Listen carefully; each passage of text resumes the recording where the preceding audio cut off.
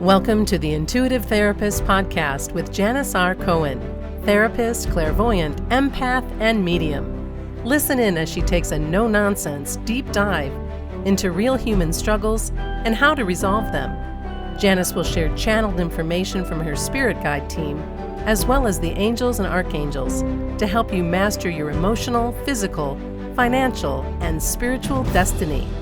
And now, Janis R. Cohen. Hey y'all, this is Janis Cohen, the Intuitive Therapist, here on the Intuitive Therapist Podcast. I want to talk about something today that I know for many, many years plagued me, and it wasn't until I did this one thing that allowed me to completely shift how I experienced life. And today, the topic is don't be a prisoner to things you cannot change. Look, we all do it. We all want something in particular to happen, or we want someone to stay in our lives that we hinge our happiness on, that expectation or outcome. It's a classic position that the majority of people put themselves in, even if they know better. I speak a lot about expectations, and Spirit always has me repeat often the lessons that people need to learn in this podcast. And the changes that people need to make to experience the happiness they seek. That's kind of how I do what I do. So living your life without expectations or attachment to outcome really is the ideal way to live, because you aren't hinging your happiness on anything outside of you. You take full responsibility for creating your own peace of mind, and you don't make yourself vulnerable to outside influences where you hinge your happiness on, right? So the truth is that most of us don't live in that space. Most of us don't live in that space of detachment. Unknowingly, we attach ourselves to outcomes. We attach to outcomes and our desires because we believe that on some level, experiencing those outcomes, having those things, being with that person will somehow make our lives better.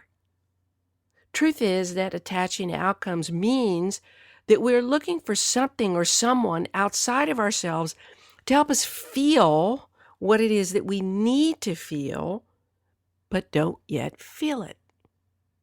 Making sense? Think about it. Think about the feeling you most want to have. Just take a moment. Think about it. What is the feeling you strive to have the most? Some choices might be freedom, abundance, peacefulness, happiness, excitement, confidence, security. So just take a moment and write down the feeling that drives you the most when you make decisions or desire something or someone. Maybe it's to feel significant or valued. Maybe it's growth. Maybe you just want to feel like you're growing. Whatever it is, just take a few moments. Maybe you want to write a list of 3 or 4 or 5. But then really look at the one that drives your decisions the most. Our decisions are based solely on the need to feel a feeling. Okay? So a car, a home, a relationship, money, opportunity, fame, etc., those things are just things. They are just objects that we attach a value to. And that value is the feeling that we're searching to have by acquiring that thing. Is this making sense? Okay. The bottom line is we are all searching to feel a particular way by acquiring something or someone. Never works so. Why? Because nothing outside of yourself will give you what you're searching to feel. We'll never do that. Indulgences have a timestamp, and the utility is short term.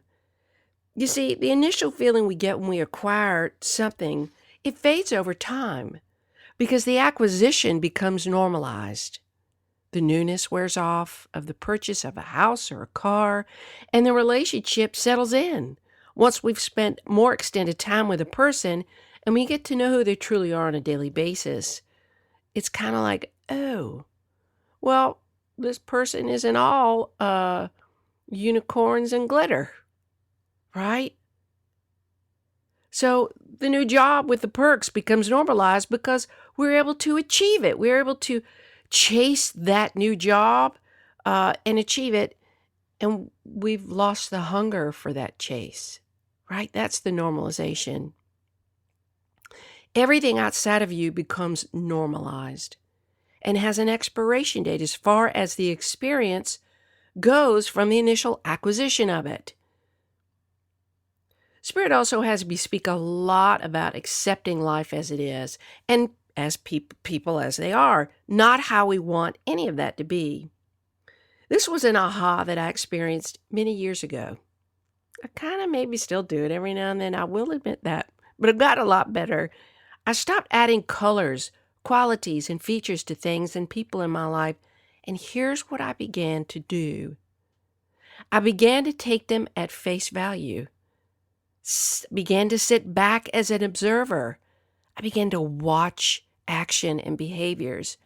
I began to see their attitudes being revealed in the behaviors. And it's actually become a fascinating thing for me to do because when I remove my agenda about how I think things should play out or how I want things to be, and I just observe how things unfold, what I do is I give myself the chance to see things in their truth, in the black and white of it. Even if those truths show up in microwaves, not microwaves like a microwave, but in, macro microwaves, over time, they will be revealed. In other words, smaller and bigger ways. I am clear on what I'm looking to see show up. I'm clear. So I'm looking to see if what is showing up is in alignment or incongruence with my desires. And if the person or thing does not align and is not congruent with what I want in my life, I again sit back and offer myself options. And that is the key to living life with less stress. See, the reality of a situation or person is this. All you have to do is watch. That's it. Just to be able to see, you just watch what happens. You don't have to do anything. Just get your bag of popcorn, sit back, just wait. And then what happens is you see what you need to see because your gut will never lie. You may want to see something different. You may want that person to show up differently, but just watch. And then you weigh your options, and then you make a decision in, as my daddy used to say, in your own enlightened self-interest. You can quickly get taken under by the quicksand of gluing your desires and agenda to a person, a relationship, a job, or a situation if you're not careful.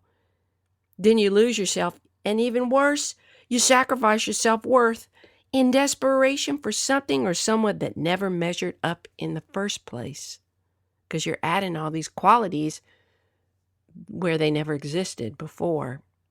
It's kind of like dating somebody who has potential. Don't do that, y'all. Don't even do that. That person's either got their stuff together and has a plan to get themselves together, an actual plan that they are actually working on, or their potential is just a pipe dream. It's all words. Remember, actions speak louder than words. Actions are what is the measure for truth. I've made that mistake more times than I can count, okay? And each time I have been bitten bitterly in the butt by adding qualities and characteristics to a person, place, or thing simply because I wanted it to be a certain way. So I kind of got tired of doing that because guess what? It hurt too much. And I was tired of feeling the hurt by my own causing. So I decided to stop doing that, y'all. I decided to see the truth of how a situation unfolded and how a person acted. I'm serious. It's so fascinating when you step back. It's like you're watching a movie and all of a sudden the camera pans back. Everything else in the background gets blurry, but you're focused on one thing or that person. Okay? So I'm just able to look back and determine if we're on the same path and have the same purpose.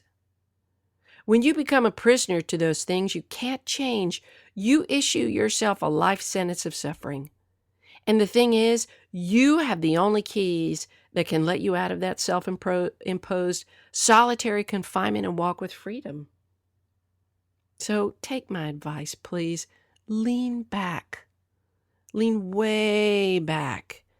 And become the observer. Keeping in mind your agenda, you can have that up there too in your vision, but don't operate from it. Don't operate from a place of how you want things to be. Just be aware of it. Just observe your desires, but also observe how the situation and the people in it play their parts. Panning back like this makes a decision to stay or go so much easier because you aren't hinging your happiness on whether or not somebody complies with your rules of how things should be so you can be happy. Rather, you're simply watching, taking in the actions of the other person or the outcomes of the situation, and then you're making an informed decision based on real evidence about whether or not the person or situation is aligned with your highest interest. And then you determine whether or not you're going to remain in that situation. I hope this has helped y'all today unhinge yourself from your expectations and allowed you to see the truth in your life, in your relationships, and your wishful thinking. Lean back, observe, and then gauge whether or not you being involved with that person or place or thing works for you, not the other way around. Don't wait for somebody or something to determine what's right for you. Stop trying to change things and people. It just means that you're unsettled within yourself and that you don't know what you really want. You can't ever do that. You can't ever change anybody. You can't change anybody else but you. Nothing outside of you. Unhinge your expectations.